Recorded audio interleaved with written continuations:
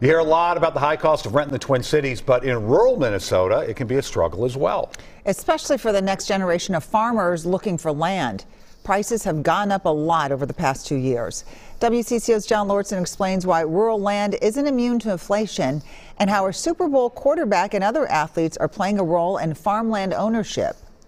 Even with snow in the forecast, farmers plan to be in these fields in about a month. But they'll begin their planting season with more expenses than ever before. Equipment, capital, parts, labor, all of those things are extraordinarily expensive, probably 2 to 3 times as expensive as they were even 4 to 5 years ago. That includes the cost of land.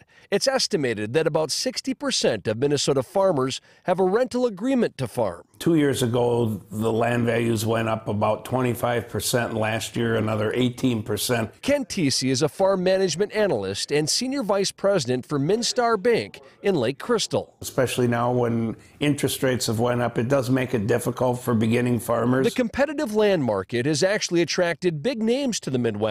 A couple months ago, Cincinnati Bengals quarterback Joe Burrow joined other NFL and NBA players in buying about 100 acres of farmland in Iowa. I think land is always viewed as a safe investment, and as the economy has been on a little more shaky ground. But TC doesn't anticipate a lot of pro athletes investing in tillable Minnesota farmland. He also doesn't expect high land costs to impact food prices. Instead, he believes those costs will affect the bottom line for farmers. TC says younger people hoping to buy farmland should look at low-interest loans through the USDA and other rural programs. Certainly there's been a lot of land sales in southern Minnesota in the last year that have topped $10,000 an acre, some up as high as 15. The margins have gotten a lot tighter for farmers in 2023 for crop production. In Lake Crystal, John Lordson, WCCO 4 News.